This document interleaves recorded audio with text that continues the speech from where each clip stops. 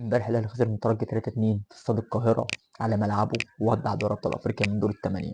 بنتيجة كده حصل الماتشين 4-2، 3-2 هنا في القاهرة، 1-1 هنا في الترجي. الاهلي كل ماتش الموسم ده بيثبت لك فشل ذريع، فشل لا قبل كده ولا بعد كده. وطبعا الفشل ده يرجع لإدارة الاهلي، كابتن محمود الخطيب ومجلس ادارته بالكامل.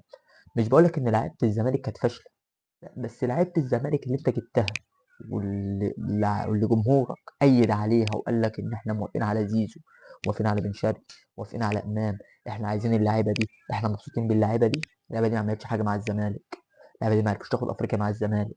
أقصى حاجة عملتها مع الزمالك هو الدوري، ويوم ما عدوا قوي كانت السوبر الأفريقي. هم خدوا بطولة قارية، ما عرفوش ياخدوا أفريقيا ولا عرفوا يروحوا كأس عالم. ومع ذلك كان ممكن إن أنتوا تجيبوا لعيبة أعلى من كده مليون مرة واحسن من كده، بس انتوا مسكتوا في لعيبه الزمالك. اللي هو انا ابقى معايا ان انا اجيب سمك، بس اروح اجيب فول وطعميه اشتري المطعم كله عشان جاري ما ياكلش. ده اللي عمله كابتن محمود الخطيب. بالاضافه ان انتوا رحت جبتوا مدير فني اجنبي ممضيه على عقد 3 سنين بشرط جزائي ب 3 مليون دولار. مش عارف انت في دماغك انت جايب لي جوارديولا ولا جايب مين.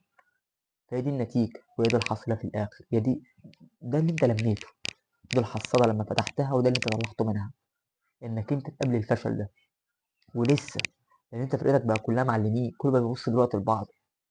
ما تنتظرش ان انت تأدي اداء. لعيبه الزمالك دي لو فيها الخير كانت عرفت تصنع تاريخ مع الزمالك. اللعيبه دي كانت مع الزمالك كانت بتاكل النجيله، كانت بتاكل النجيله. كان عندي زيزو ده كان شايل الفرقه، بن شرقي ده كان بيلعب بايده واسنانه، امام عاشور كذلك.